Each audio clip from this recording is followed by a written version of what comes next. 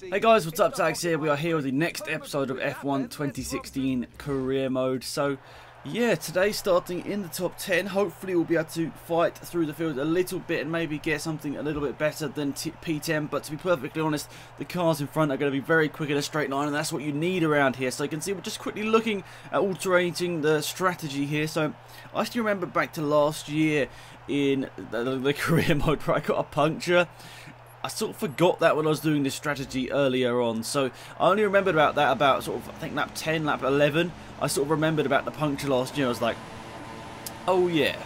Anyway, lights are out and away we go here in Germany for the next race of the season, coming off a good comeback in Hungary. Hopefully we can get some more points here today. So down to turn 1, slotting in behind Valtteri Bottas. Hulkenberg behind is on the soft tyres, so he's trying a different strategy there, Nico Hulkenberg. Hopefully we'll be able to gap him, otherwise, well, we don't want him overtaking us because that could really hold us up here. But not exactly sure what Bottas was doing there. He sort of didn't even commit to the corner, so I just went for the overtake and got past him. I was like, might as well. I mean, what you're doing, to be perfectly honest, mate. So we're up into 9th position now, but now Bottas, with that incredible straight line speed that the Williams cars have, is trying to go back past us around the outside, but he can't quite get that done.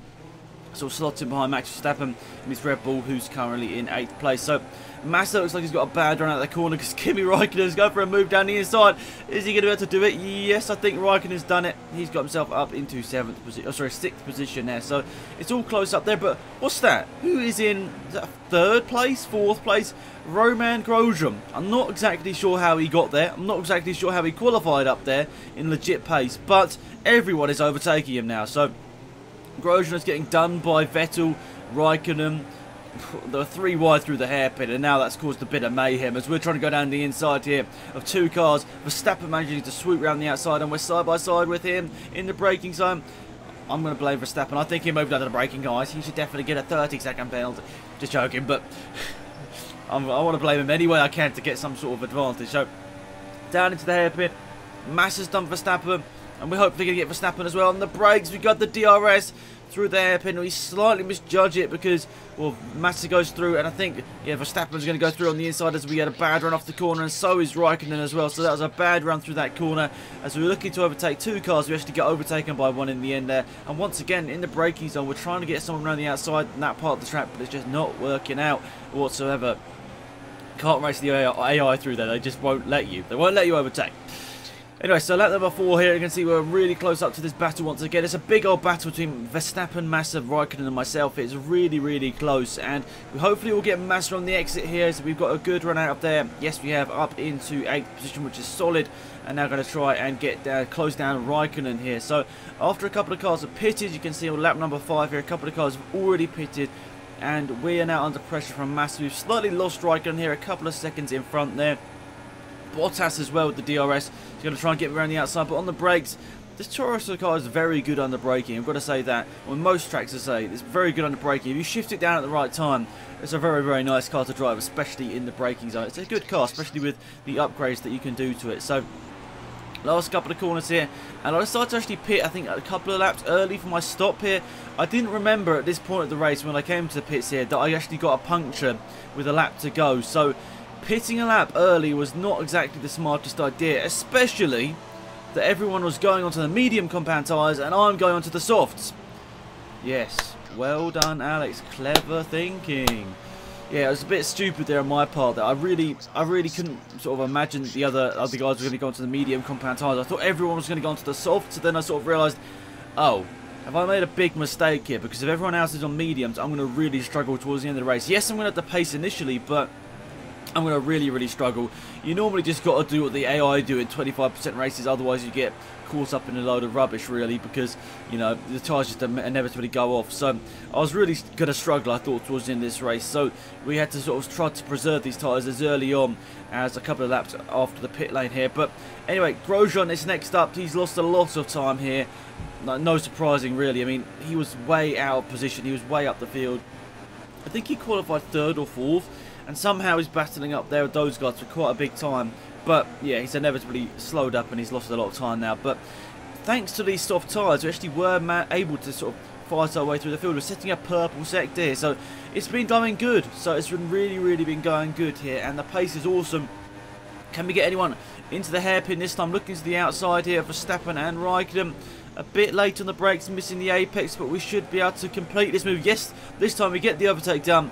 Verstappen is behind, so is Raikkonen, now into 11th place, 1 place now outside some sort of point, so this is pretty good stuff here. And we've got 2 Renaults and Pascal Wehrlein in there as well, so those guys have not stopped, so this is going to be an interesting strategy from those guys. Are they going to go onto the mediums in a minute, or are they going to go over to the super soft tyres? Are they going to edge the strategy out a bit like what I'm doing? So it's a close call.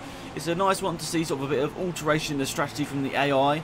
It's nice to see that some people are going to go from softs to super softs. It's nice to see some people go from softs to mediums. It's a nice just sort of variation in strategy here as we overtake Pascal Wehrlein into the top 10. So that's for me personally a nice thing about this race. It was nice to see a slight difference in strategy. You normally always just get every car doing the same sort of strategy or doing the reverse of the same strategy, starting on the other tyres, but it's nice to see a little bit of alteration. I wish they had more of it. I wish there was more of it, but I suppose in 25% races it's very hard to make a big difference. I mean, it would definitely hinder people that went for the worst strategy a lot, wouldn't it? So down the back straight, DRS time.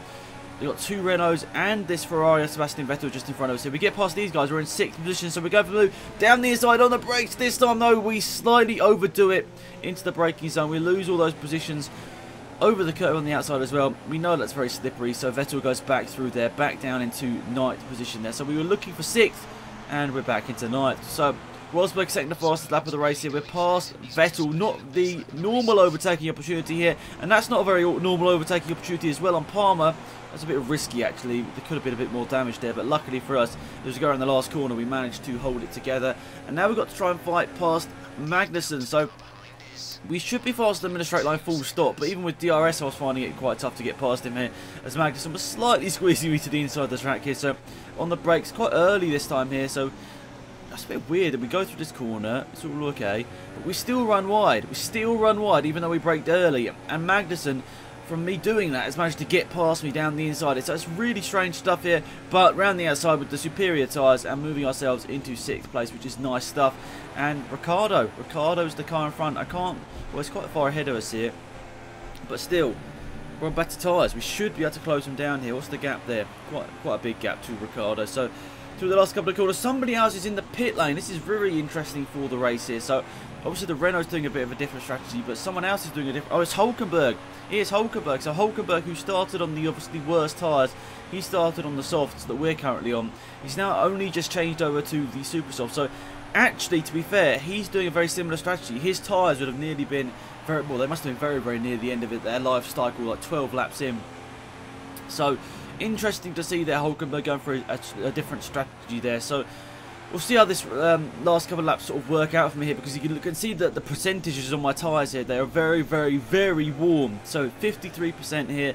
They were wearing between like 7 and 9% a lap, depending on how much I was hitting the curb. So it was very tough. And you can see I've just radioed to the engineer to say that I'm stopping this lap. Now this was a bit of a tough call in my head. It's like, I'm going to pit this lap or not at all, was basically what I was thinking here. So I was just seeing how big the gap was. You can see on the mini-map. And to be fair, there's not a massive gap behind. Yes, I've maybe got like 5 or 6 seconds over that main group there, but that's not really enough. So for a pit stop, you need like nearly 20 seconds. So I was going to really struggle to get any sort of points here if I went into the pit lane here. So I went for the riskier approach here. I went for the approach of staying out. We're going to stay out here, guys, and hope that our tyres don't explode.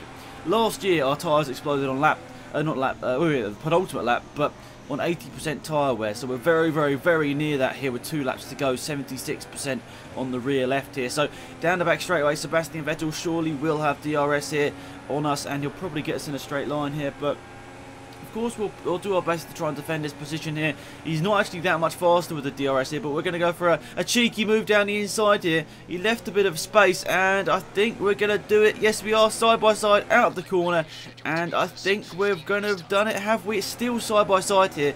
At this point, his tyres will be faster than mine. Even though I'm on the softs and he's on the mediums, mine are they're worn down to the extreme, and well, his tyres are going to be much fresher. So even though they're slower tyres sort of naturally, they're surely going to be quicker than mine. Now, you can see even into this corner here, which is not normally an overtaking opportunity, Vettel's going for the overtake, so he's got that done. But whilst he's done that, it's now giving us the opportunity to get the DRS back on him here. So realistically, we should easily get him down into the hairpin here with a much faster straight line speed. But now our tyres are over 80% here, so we've got to be very, very careful about how our tyres last these last couple of corners of this lap. So nice move back down the inside of Sebastian Vettel, moved ourselves into 4th place once again. That gap to Ricciardo has just been going up massively here. To be fair, we weren't losing that much time when we were sort of battling around normally, but since we were battling with Vettel and all that, it got really bad. So Vettel now passed us here. Can he keep the move around the outside?